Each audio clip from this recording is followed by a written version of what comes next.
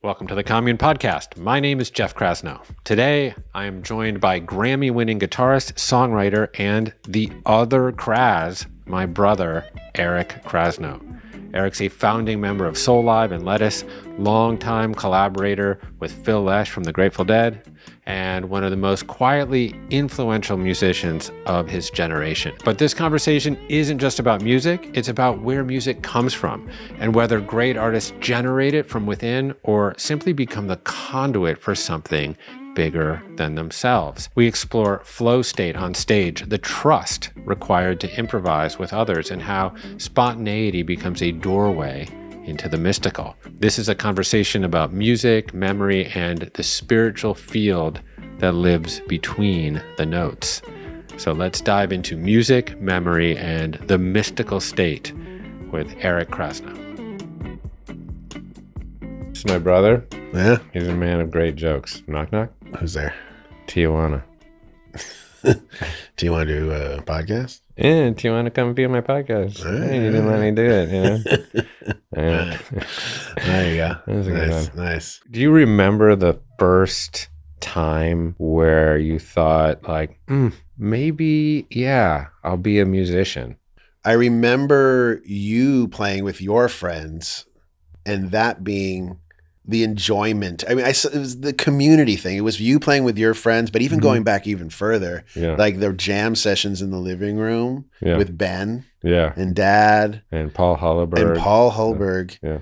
There was a certain connection and laughter, and our dad like worked really hard every day, and he'd come home from work, and there was, you know, I don't know if I could say he was a stressed person, but that all went away in those moments where they were playing music and listening to music. And I remember that little bar, that bar. I mean, the amount of laughs that came out of that bar, crying laughs. Yeah. I always felt like music was kind of the spark for all of that to happen, or kind of like it put everyone in the zone. It was like the context. It was the like, context. Come over and jam. Yeah, even if we actually don't really jam. Yeah, even if you don't. Yeah, I remember when you first started taking violin lessons. Oh, yeah.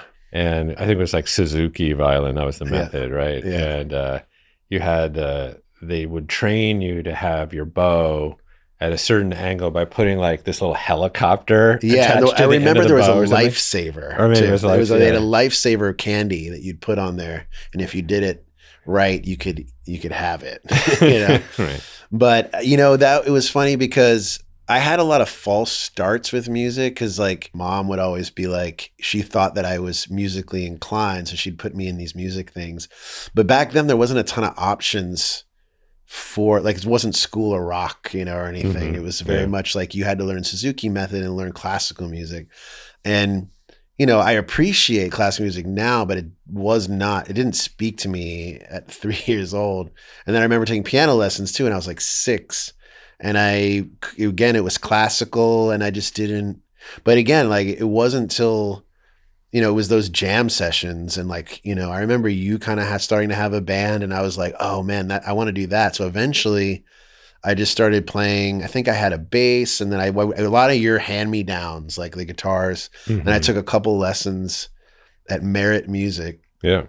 But I remember like kind of a big turning point was I had this record player. Do you remember that old weird record player? I think it was like a Sony or something that I had in my room. I remember I just had it on the floor, and I could plug headphones or speakers. But the coolest thing about it had a microphone in, right, and an input. And I remember you had a Memphis brand Les Paul copy guitar, right, and I would plug it into the microphone input, and it would allow me to play alongside the Led Zeppelin records that we had. And that was a big turning point, because I could sit in there for hours on end and just play along to those records and find things, you know, find how to play along.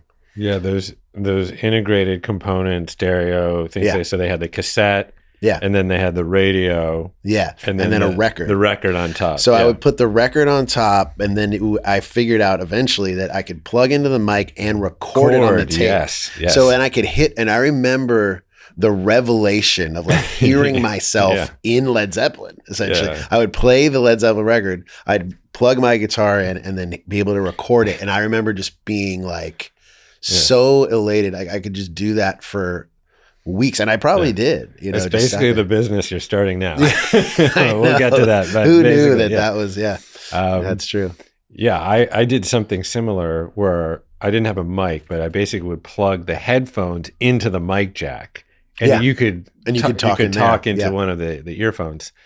And what I would do, I would listen to like America's Top 40. Yeah, it was like Casey Kasem. I don't remember that guy who'd be like America Top 40. Oh, he was the thing, of course, yeah. And I would wait for. And then I'd have the cassette poised, and I was obsessed with Celebration, Kool and the Gang. Oh, yeah. And I would just wait for that song to come on, and then I would sort of be the DJ between, you know? Or the VJ, or no, DJ, I guess. Yeah. And then I would just record Celebration. And then I'd just wait for Celebration to come back on again and just record it again until I had like a tape. It wasn't even a mixtape, it was a tape, just a Celebration. Just over and over. From all, you know, and then I would do the interstitial commentary. Be like, once again, Kool and the Gang.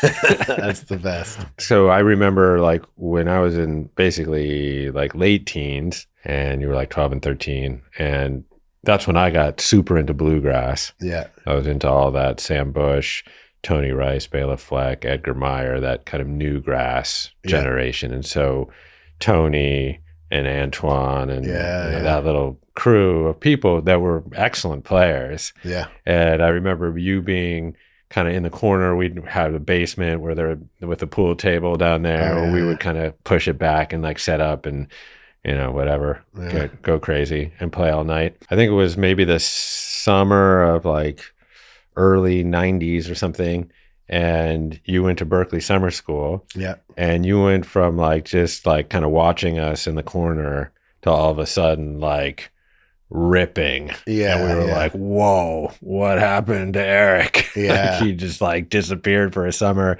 and came back just shredding guitar. Yeah. And that whole experience, which is funny because that was 1992. And I went to that summer program, and that's where I met all the guys in Lettuce who I still play with to this day, which is insane. But I remember just being kind of put in a room with other kids my age that were much better than me. Also introduced me to so much music I didn't know about, you know, like Earth, Wind and Fire and Tower of Power. They were really into like funk music. I remember the Herbie Hancock, like Headhunters and Thrust, that stuff. We got so obsessed with that. And that really was like kind of the spark for that band to become what it was, because we just wanted to play these grooves and then improvise. Oh, you remember the etymology of lettuce? Because everyone thinks of it as Lettuce. Oh, yeah, right? yeah. So like we would show up to other people's gigs, essentially, because we'd have friends that had real gigs. We were just playing in the basement. I mean, even before that, we would take over what they call the ensemble rooms at Berkeley, and we would, this is so messed up now I think about it, but you'd have to sign up for it. We'd rip up the sign-up sheet, throw it in the garbage, and then put like a poster or something over the window and then just jam in there. Yeah. It was horrible. It was like so disrespectful to everybody else. But anyway, we would do that all night. And then we would try, in order to find gigs, we would just basically go to our friends' gigs who had a whole setup, and they'd be playing in like, you know, either a bar, but in a lot of cases it was like in like a frat or a dorm or whatever. And we would just play during their set breaks, and we would just say, "Let us play." You know, it'd be like, and like, that was the joke. Let us crash on your floor. Yeah, let us crash on your floor. Let us smoke your weed. Yeah. But yeah, that's how that kind of started. There's this question I've always had about music and where it comes from. Like I remember you played with BB King. Yeah. It was like at BB King's. At BB King's, 75th birthday. Right. Playing at the venue named after you. And BB King was like famous, right, for having guitar face. Yeah. Right? Yeah. It's like, you know, whenever he would like lean into that blue note or whatever, he'd like, make the guitar face. Yeah. And I always felt like you were also very expressive and remain, although maybe a little bit less, but there was a time where you were just very, very expressive in your face. Yeah. You know? Yeah. And then there's like people on the other side of the equation, like Derek Trucks, right? Yeah. who is just Stoic. completely placid, Yeah, you know? yeah. You know, I remember kind of watching BB King, or to some degree when I watch you, and the feeling there I get is that you are summoning deep inside of yourself that note, that phrase, right? Yeah. Where I look at Derek, I'm like, that's not really coming from inside of you. You know, you are sort of a conduit, if you will, for something out here. And I wonder if maybe it's just different for different players. I wonder if you've ever thought about, like, does the music actually come from me, or does it come from God? I think it comes from somewhere else. I think what you do is you kind of chisel away at being able to become a clearer conduit, maybe. And then some of it, I wonder about Derek, because he kind of blows me away, because he specifically is a little bit of an anomaly in terms of, like, what he's playing to me is so expressive and so soulful. And it blows me away that he can stay so stoic. And I ask him about it, because it's also like breathing, like he must be breathing so steadily. I tend to resonate more with musicians that are more expressive, because I'm like, damn, like Keith Jarrett. Like when I see him, I'm like, that dude's feeling it, man. He is feeling it. You know, he's like, moaning and groaning. You're like, I'm here with you, man. Like, I mean, Corey Henry. Yeah. Holy. So Corey. Yeah. For me, when I go, you know, it's like truly like an honor. To be in his presence. Yeah, it's crazy. You're like, I leave. I'm like, I am so lucky. Yeah. Special. Yeah. To have had the honor to be in the presence of greatness like that. I mean, and then you're playing next to him. And he elevates. Oh my God, everyone around him. I mean, I feel that way about Derek too. Yeah. But like Corey can literally do anything, and he's so free. That's the crazy thing. That's like, and I've never seen him be like locked up. You know, I don't know. Sometimes you'll push a musician in a direction and they won't want to go there. Mm-hmm. He just wants to go everywhere. Yeah. You know, and that is really inspiring. One of the remarkable things about Corey and other players too, but particularly him, given that you're playing with him a lot now, and I've seen him a lot recently, he seems able to access flow state very quickly. Yeah. And just like my experiences with flow state, sometimes as a writer, but more as like a amateur athlete, like sometimes I'm like, oh my God, I didn't do that. Holy shit. Like that was me. Like, I don't know if you've kind of felt this or seen this, but the experience that musicians get by being able to inhabit the present moment the way that you do when you're on stage, I find that that's very dangerous when you're off stage.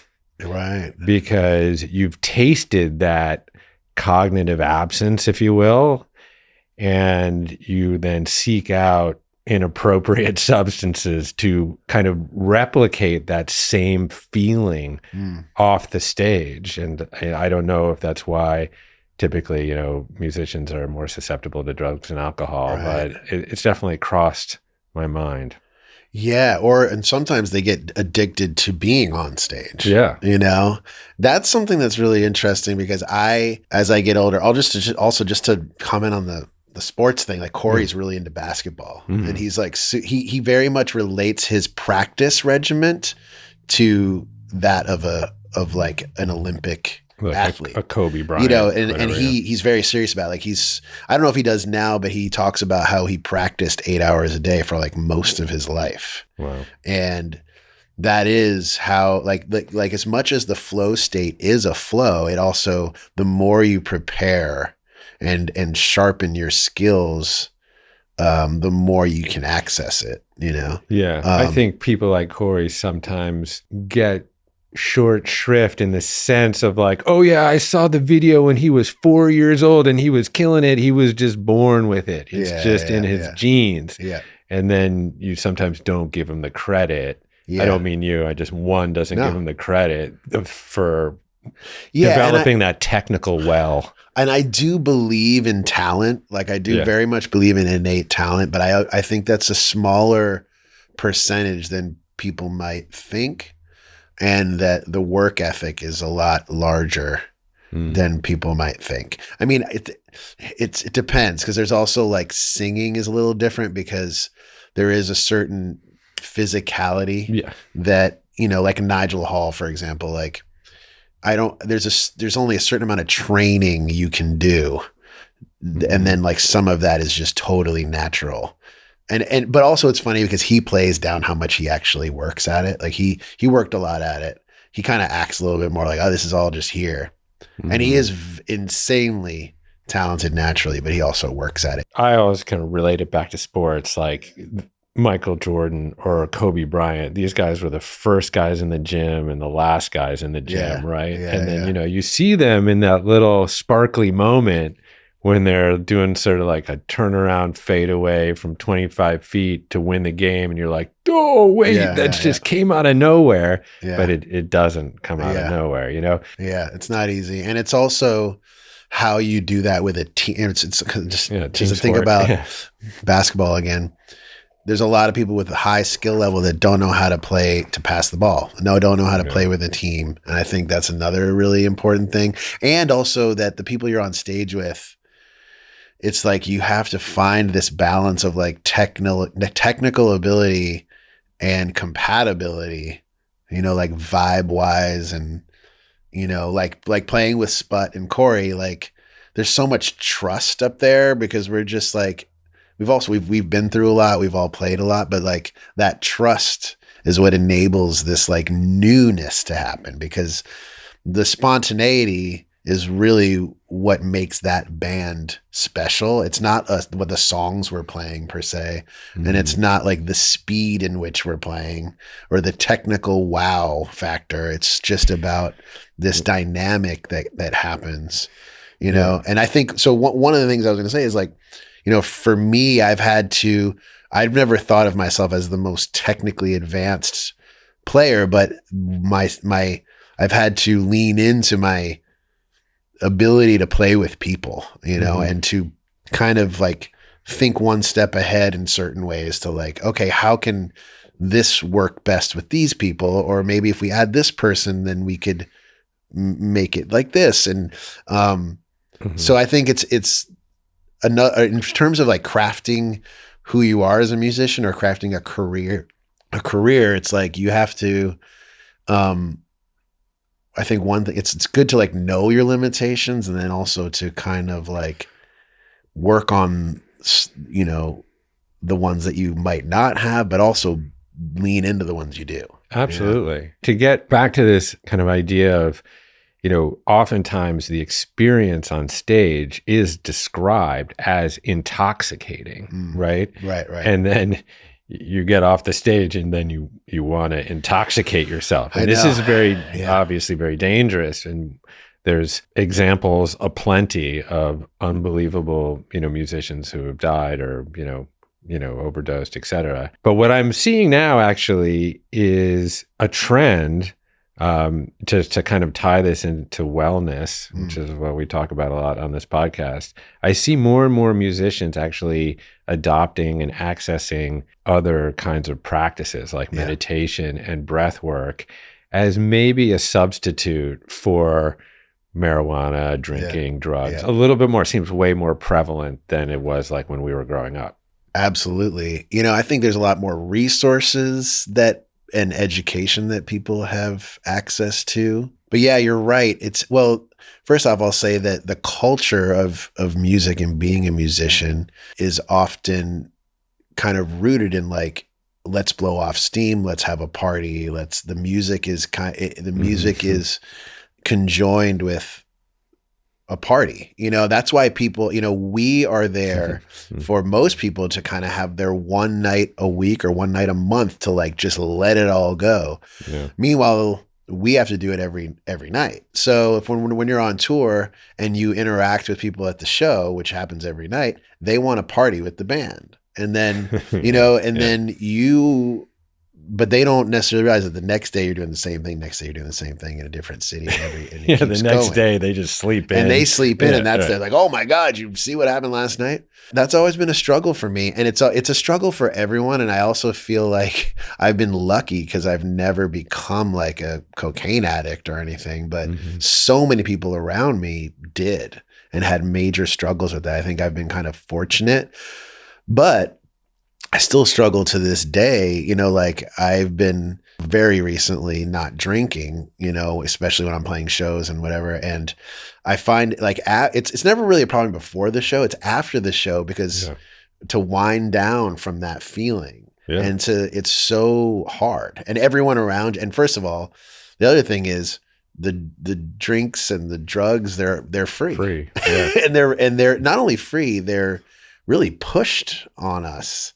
And it's more, we have to escape it. And then it's also, I do want to be social and I want to hang around with people, but it's hard to, because you feel like you're bringing things down by being the sober guy or whatever. But I do believe that's starting to change. And I find a lot more people, you know, wanting, you know, to be healthy on the road and realizing that in order to like sustain, you kind of have to. The thing that's tough right now for me is like that our gigs are always late. You know, and my world is very like, I wake up early. I have a 5-year-old and it's hard for me to maintain the two worlds a little bit, you know? Well, it's like, I've been doing these one-man shows. I'm on stage. It's just me for 80 or 90 minutes. Yeah. You're absolutely focused. I mean, you're not thinking about anything at all, right? Yeah. It's just full be there now. You know, the second I'm done, like the first thing that I really want to do is just like go sip a tequila. Right? Yeah. You just want to like, you know, you want to settle. Yeah. Breaking that pattern is tricky, you know, especially like once you start to have kids. So you have your son, Lewis, my nephew, who's named in some part after our grandfather, who, by means of background, quit cardiology. He was a successful cardiologist, and I think in his late 50s, he quit fully to become a professional gypsy violinist, which was a dubious move from a financial perspective, not necessarily the most lucrative choice, but he was happy the rest of his life. I mean, he lived pretty frugally, and he played music every day until, you know, he got Parkinson's later in life. You know, I know some of the more obvious ways, but I'm curious if like your life and music, in what ways has it changed having a son? I was already wanting a different lifestyle before being a dad, but now it's kind of like, this is what it is, you know? And I mean, I'm up every day at 6:30 with him. And I love that time, you know? It's definitely been, you know, it puts your health in a different context because it's not just about you now. It's about the longevity and beyond that, be able to be present with him and not being like bogged down with injury and being able to like throw the ball with him and be able to like be around for a lot of the things he's doing. Well, it's also the utter misery of being hungover with a young child. It basically makes it not worth it. Yeah. And that's hard because then it's like, it's already hard enough that when I do play a gig, you know, I will go to bed at 2-3 in the morning and then still be up at 6. And you know what, now it's even that when I do shows and I'm not in LA and I'm on the road, I still wake up at 6, which kind of sucks, but because my clock is just like that way and I can't turn it, I can't change it. But he's not there to punch you in the balls. But he's not there to kick me in the balls. Yeah, I mean, it definitely like changes. I mean, as you know, it changes your whole life. It changes all your priorities but also it's like such an amazing thing to share with him. Like he travels with me in some ways, you know, makes it even more obvious how special what I do is, you know, because And it's funny because now he thinks just that's what the world is, Yeah. so because his whole life so far, he's been coming to music festivals and has, been on stage with Phil Lesh and John Schofield and Dave Matthews and like all these amazing people. And, when he goes to a show, he just thinks he can walk on stage and play drums. That's what so, that's just been his world. And he gets a lot and he loves it, Yeah. It's kind of an easier, I think we're kind of getting to a time in his life where, he can't just travel with us all the time and do that. And he needs his own schedule and whatever, but it's been a really like joyous time. And also, I had a child at 44, pluses and minuses to having a child later. But for me, I when my 20s and 30s, I was on the road all the time. Now I'm a little bit more choosy about where I go and what I do. And I have the ability to bring him, more so than I would have then. And I'm kind of thankful for that. Another thing I'm curious about is that we're living in this really politically fraught moment. Yeah. Historically, musicians have been at the kind of the tip of the spear of the counterculture movement. Yeah. I mean, I think of like Bob Dylan and Woodstock and the civil Young. rights movement and Neil Young and Yeah. the anti-war movement, that was so emblematic of the late 60s and 70s, et cetera. Do you find within, your community of musicians that there is that same politicization or has like the professionalization of music kind of sanitized it a little bit? That's a good question. I mean, I look back at the artists that we were inspired by and we grew up on, and they were it was so ingrained in what they were doing. You think about Neil Young. I don't know, he's been on my mind a lot because we were just in Topanga. We were like jamming and playing a lot of his songs, and you look at and it was, the social commentary was everywhere. Bob Marley obviously was maybe the greatest artist, and he I don't even know if he considered himself a like an activist. I mean, he did, I guess, but I mean, he was able to do more with music maybe than anybody, in terms of bringing people together and also like combating, evil really overall. One of the greatest things that I think ever happened from music in a moment was when he, took the hands of the two prime ministers running against each other and put them together after not only they'd been slandering each other, but trying to kill each other, essentially. He brought them on stage and brought them together. So music has always been kind of the best way to look at what we're doing and kind of like melt away everyone's like preconceived notions and put people together. So I think that is happening right now and to a certain degree. And I think like, but there's not a lot of like, there's not a lot of Neil Youngs coming out right now. I think what's happened too is that it's so hard for musicians to be heard and seen because there's so much of it being flooded at you all the time. And that people are trying to create music that's going to be the easiest to digest, and that's dangerous for us because I think that musicians really should be supported and encouraged to like speak their mind. I think you can find music that's like politically driven, but it's definitely not on the radio. And then just on like a more, creative and musical, it's hard to make great music while having like a political message sometimes. And sometimes you don't want music. I mean, I don't necessarily want my music always to have that. I want it to take me out of that and make me, and sometimes music is just an escape, but I do wish there were more artists out there saying more, and maybe a little less emphasis on, the perfect pop song. Yeah, I think it's interesting. It's not that the lyrics need to be like, income inequality sucks, whatever. Yeah.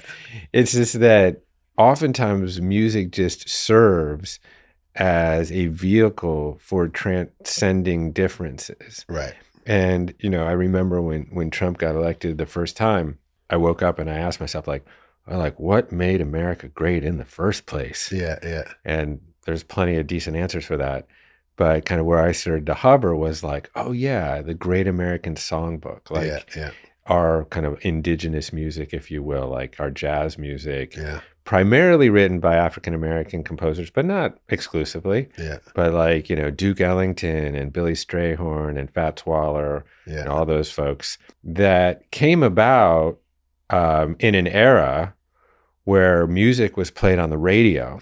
yeah, And I mean, music is still played on the radio, but that the primary way of enjoying it for many, many people was on the radio. And then it didn't really matter, what political class or socioeconomic class you were from. Everybody knew Satin Doll, whatever. Right. It was like, and you would go to a dance hall and everybody knew those songs because that's like what was the currency. And, we just don't have that same experience, that communal experience of music where you go to a big Grateful Dead show, there's people of all political persuasions there. It's not the central part of the message or the experience, but it is there. Yeah. But I just wonder if music couldn't serve right now at this moment where we're so polarized as some politically unifying force. Yeah, I think it can. And I think maybe it does in certain cases, but you're right that we're in an age where everyone can pick their own community, because you're on your phone and that's musically, I mean, everyone's right now, most people are in an echo chamber where they're just kind of, speaking to their own people, if you will, and like, playing you can be in your own world no matter where you physically are, because I think a part also, going back to what you were saying, like the radio was different geographically. Like, so country music, for example, was played in the areas where it was created and it went into other areas. But now you can live anywhere and be a country music fan and kind of find your people, and the same with the Grateful Dead. But I do think we need more of that, because I think, first of all, we need more real face-to-face conversations, as we all know. And I think music can be, a catalyst for anybody to come together. Everyone on planet Earth loves music. There's two things we know. They love their children. They love music. And no matter where you're from or what your political beliefs are, you're going to sing together. You know what I mean? And you're going to dance together. So I think, looking at it that way, music will always do that, and I think we need to remember that. It's fine. I just got to tell one short, quick story of that relates to us is, our parents had a pretty ugly divorce and couldn't see each other really or be around each other for many, many years. And then fast forward to Soul Live, and you were our manager, and we opened for the Rolling Stones. We were in such a whirlwind. We played some festival, and then we flew in and we got to the gig. And then we kind of realized at the same time, we played the gig, high-fived Keith Richards, and had this incredible moment. And then you reminded me, like, Mom and Dad are here. And I'm like, where are they sitting? And then we realized they were sitting together. And we were like, they haven't seen each other in 15 years. And, have the only exchanges have been very ugly. And as we're going out there, we're like, oh my God, what's this going to be like? And then of course, but we get out there and they're singing like Jumping Jack Flash and like high-fiving and hugging. And I don't think there could have been any other situation on earth that would have created that. And I remember I telling Keith Richards that story like the next day or whatever. And he was really moved by that. The power of what music can do is it's way beyond what we even comprehend sometimes, in terms of bringing people together that would never be in the same room. And it turned out that Mick Jagger was at the show. At the El Macombo, and he was like basically kind of managing or co-managing the band at the time, and it was his call as to who was going to open. Then the story had it that Charlie Watts had our album, Turn It Out, and was a fan of the band and suggested us as an opener, and then Mick Jagger came to the show. That tour was an interesting tour for the Stones because they were play like a mega theater, amphitheater one day, and then they would do these smaller theaters the next day in the same market, the same town. Yeah. And then we did a bunch of tours with them. Yeah, we did that one, and then I think 2006, 2007. That was 2002, I think, that first one. So we worked together back then. Yeah. We made it through. Yeah. Like we were together for like 13 years or so. Yeah. Sounds about right. Because So Live started. Maybe longer, but like in like late 90s, like 1999. 99 to like 2000, whatever, 13 or something like that. Whatever it was. And we, to work with your brother or any family member, I mean, it's like the stakes are high, right? For sure. Particularly when you're sort of on slightly different sides of the fence. I mean, obviously we always had the same goals, which was to make the band a success, but I was in the management seat and you were in the player's seat, and whatever, that was not easy. But we made it. We made it on the other side. Yeah. Fast forward now, we're embarking on something new. Yeah. Yeah. And it's really exciting. We won't go total open kimono with it, but you want to kind of tease it out a little bit? Well, probably some of the listeners know Commune has created a really amazing platform in the wellness world. And as you were building that, we've kind of been having this conversation on the side that we should create something on the music side that would, essentially kind of level the playing field and give people access to learning from the greatest musicians in the world. We kind of just kept coming back to over the years, and over time it just became this thing where like we just kind of had to do it because the ideas were flowing, and between your skill set and the team that you have built with kind of what I've become more passionate about over the years. It just made sense. And obviously like all the musicians I've been around and been able to play with and learn from, because for me, again, going back to like becoming a musician and getting better at my craft, it was always like being around great musicians. Like you said, I disappeared for 5 weeks. When I came back, I was a different player. That was because I was around these amazing players who had more experience than me, were better, and that was what kicked me in the ass essentially. And so the idea with Ensemble really is to give access to people from all over the world that are learning to be a musician or a guitar player or a singer, give them access to be able to learn from people they look up to, their heroes, or maybe in certain cases people they don't know. But as we've put it together, it's also evolved quite a bit and changed and morphed.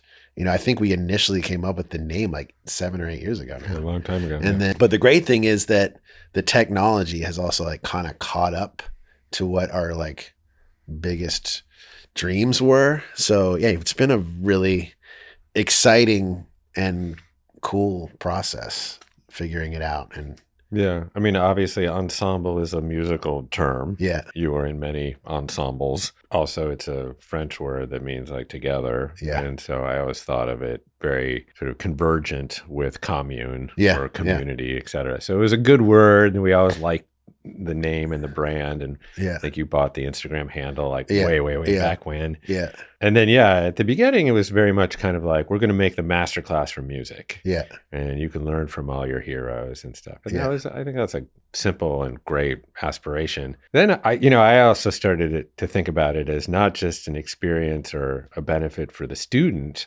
but also as musicians like get older, they're stepping into their teacher identity. Yeah. And more recently, I started thinking about it like in Hinduism, there's these 4 stages of life called the ashramas. The brahmacharya, you're a student. And then, you're a householder, like whatever, holding it down in the house, whatever. Then your kids go off and you become a forest dweller. It's like you go out Yeah. and you're like find yourself a little bit kind of in post life, and then you become a sannyasin or a sage. And then as the sage, you have a deep spiritual practice, but basically the student becomes the teacher. It's very gratifying for me to just watch you becoming the teacher. Yeah. But then I also think that we can turnkey that for a lot of your contemporaries, a lot of your friends that you grew up with playing, and now they are 50 or, so almost in your case, or in their 50s, and they get to share all of that knowledge, all that technique, everything that they've built up for all those years. And we have a few little bells and whistles too associated with where people can kind of jam with their heroes and stuff. So it's great. Yeah. And it's been very interesting for me as I engage with a lot of my friends and musicians that I look up to, and learn more about their process, and learn about also, like, because we see all these great players and they have all these amazing skills, and but they've all had a really different path to get there. So I've been learning a lot as well from them as we kind of unlock their ability to teach, because a lot of times they don't know they're great teachers too. I mean, there's certain musicians that have always kind of had that ability or the desire to teach, but also in certain cases, it's unlocking something in some of these artists where they're like, oh my God, like I love this, and they'll learn in the process too. Yeah. Sometimes you don't even realize what you know until you try to teach it. Yeah. And then you're like, whoa. Actually, there's all this stuff there. There's all this stuff there. Yeah. Before we started talking, you were mentioning this Alan Watts quote. Yeah. I'm and a Watts aficionado, as are you. He was always talking about music and dance, as the thing, the it. You play music for no other reason than just to play the music. Yeah. He would sometimes refer to it as sort of purposeless. Yeah. That we always kind of think of that life has to have some kind of purpose, some future that we're yearning for. But in doing so, life becomes the endless pursuit of something out there, some future better condition. But like the musicians know that the real happiness is here. It's now, The purpose of the song isn't to get to the end. That's right. I think and we're conditioned as humans to like work. And then at someday we'll be able to enjoy ourselves when you're supposed to enjoy yourself right now. Well, that's the only opportunity for happiness. You can't really be happy in the future. Yeah. That's a good way of putting it. One thing he says too is like, he talks about the songbird and how the human will analyze the songbird and say that, oh, they sing in order to mate, or they sing as a function in their life for survival. But what reason is there to survive besides the singing itself, and that or to spawn more birds that will then sing. Sometimes the human condition is to contextualize everything and versus just actually enjoying where we are. So last thing, we grew up pretty agnostic. I mean, quasi-atheist. I mean, I went to the Unitarian church with mom and dad for a little while. You might have gone a little bit, in the absence of any true organized religion. And, I wonder if music is your religion, does it fill that spiritual chasm that you need? Absolutely. I think about that a lot, actually. Well, in recent years, I feel really fortunate that I play music because I do feel like it's an outlet for me. A lot of people need meditation, and I also have been discovering meditation. But as I discovered meditation, I realized that I do it every day. Musicians meditate when they play. That's just what we do, and I feel like if I were to have a religion, that's it, and that is my version of meditation or prayer is when I get to play. And again, going back to that flow state, there's a certain release that happens. I was talking to Lauren, my wife, about this the other day. After the Corey show, I had been feeling some anxiety and stress like the week leading up. And the next day after that, I could actually pinpoint, because I used to play every day, and like I've been playing less and less, playing more or less gigs. But that night of playing music, the next day, I felt like stress free. I only slept for 3 hours, but I felt this like stress leave my body and anxiety leave my body. And I realized that outlet is what did that. You know, I mean, I think it's probably a few things, but have kind of embraced it more and more for like what it is versus what it can bring me. You know what I mean? It's like, I think I spent a lot of years being like, oh, I play music to get to this place. Again, going back to the Alan Watts thing of like, how can I become more successful, and how can I do this, that, and the other? I've been finding myself more and more lately embracing the process, you know, a bit more. Yeah. Still nice to get that Grammy award. Still nice to get a Grammy or a decent check, but but you do it to do it. Yeah. All right. That's what I strive towards, at least. Yeah. Cool, man. Yeah. Well, thanks. This is great. Yeah. Thanks for having me. Yeah. Maybe we'll do it again. Yeah. We'll send it to mom and dad. See what they think. Yeah. Nice. Okay. Thanks so much for listening to my conversation with my brother, Eric Krasno. You can find his music, his tour dates, and new projects at erickrasno.com. And of course, keep an eye out for our new collaboration together called Ensemble. Okay, for more of my weekly musings like today's episode on music, memory, and flow, along with ad-free episodes and live stream conversations, head over to my Substack at jeffkrasno.substack.com. I also want to let you know about our Commune course platform, which contains over 3,000 lessons and practices from the world's leading integrative medicine doctors, health experts, and yoga, fitness, and mindfulness teachers. It's a living library for holistic well-being, and you can try it for free for 14 days at onecommune.com/try commune. As a reminder, the audio version of my new book, Good Stress, yes, stress can be good in the right doses, is available on Audible, and you can listen to it for free as part of your premium Spotify membership. If you prefer the old school analog option, you can pick up a dusty old scroll at goodstress.com and get over $900 worth of bonus courses with some of my biggest influences, including Mark Hyman, Zach Bush, and Gabor Mate. As always, feel free to reach out to me directly with comments, criticism of the constructive variety, any questions at jeffk@onecommune.com. Okay, that's it from the Commune for today. My name's Jeff Krasno, and I am here for you.